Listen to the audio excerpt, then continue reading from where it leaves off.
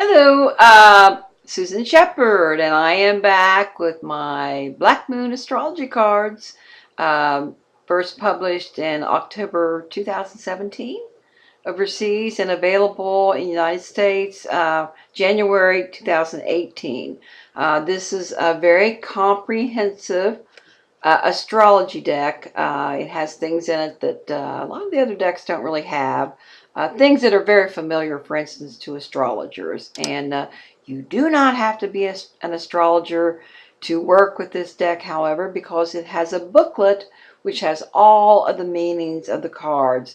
In fact, probably when you get done, reading this book, you're going to know a heck of a lot about astrology. It's got some important things that astrologers use all the time. Um, eclipses, retrograde planets, parts of fortune, elements, Mercury retrograde, retrograde planets, void of course moon, lots and lots of different things that the other astrology decks, as well as I also have in this deck, of course, the planets, the signs, and the houses. Now, when astrology was first developed, and astrology is probably the oldest science in the world, it's when mankind or humankind looked up at the stars and they began to notice that some of the activity in the night sky, later things would be reflected on Earth, and they began to understand that these lights in the sky would actually had their influences on our lives down here.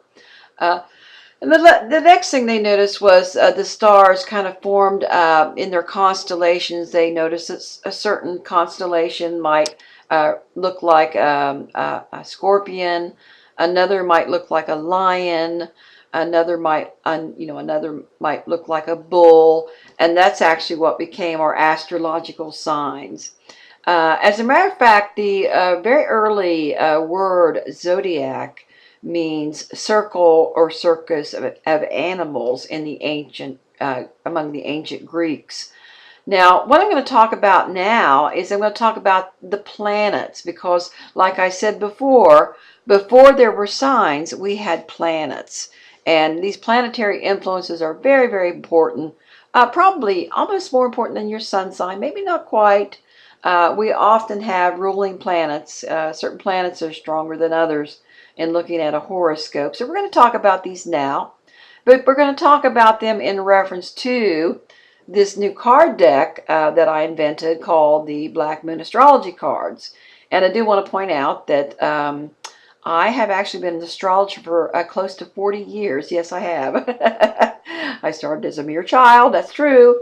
So I've been in this a long, long, long time.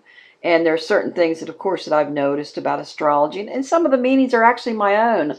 I've looked at some of the reviews online of the Black Moon Astrology cards. And some people will say, well, I don't recognize that. Or I didn't associate that with that particular planet or house or sign. But there are certain things that you begin to notice. It's underneath. You have the superficial meaning to certain things, like Cancer. Domestic goddess. Likes to hang around the house. She loves to cook. She loves to just be in her house and her family.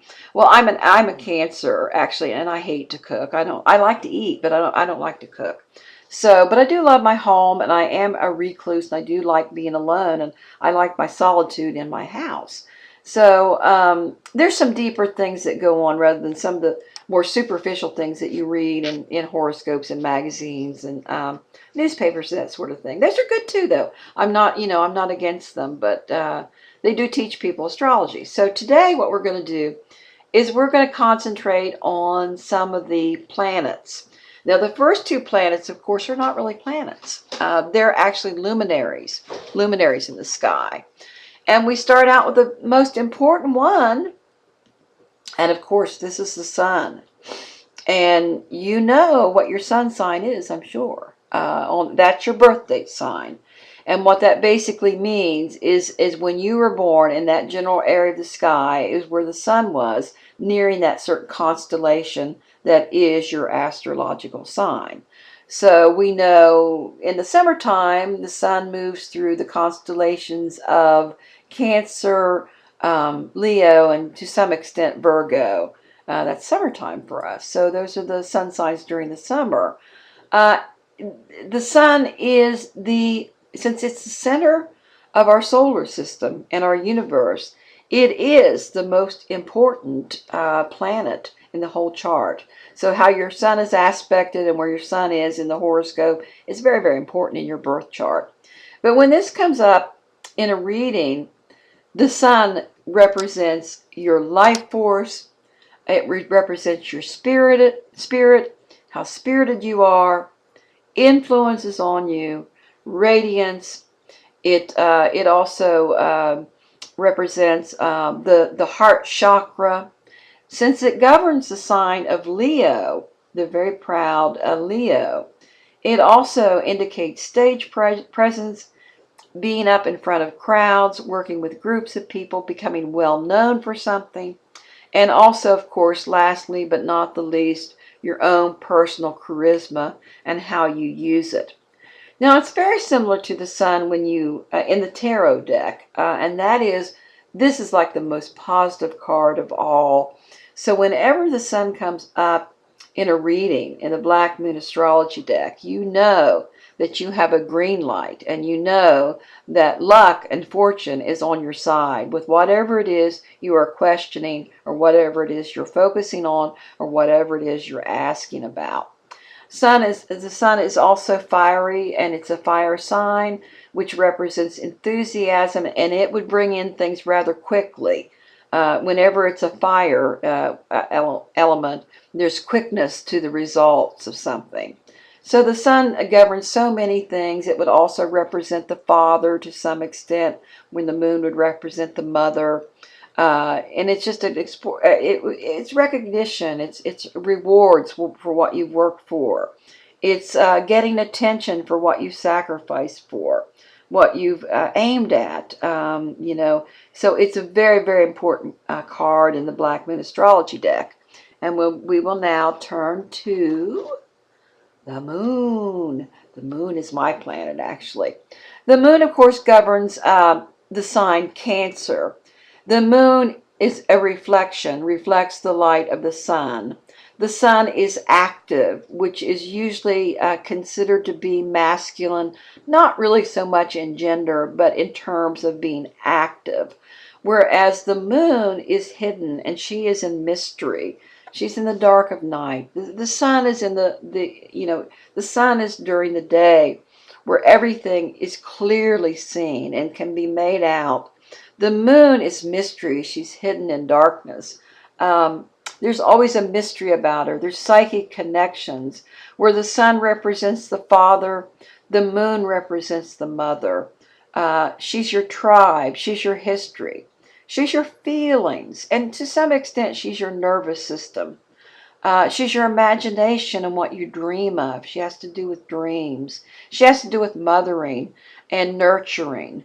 The sun nurtures too, but in a different kind of way. We can't live without the sun, or we can't live without the moon. They connect with each other. There's a back and forth energy exchange between them.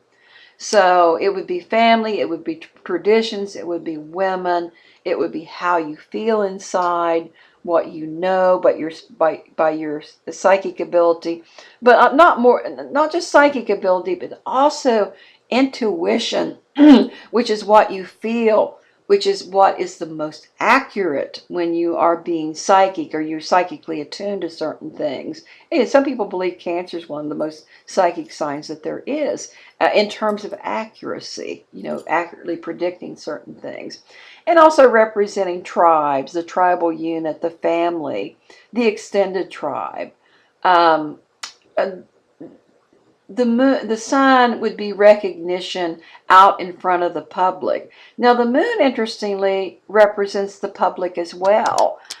She represents large crowds. And when the moon comes up, that could mean that you might be going to a large convention somewhere, someplace where people gather, like a concert, where large groups of people are together.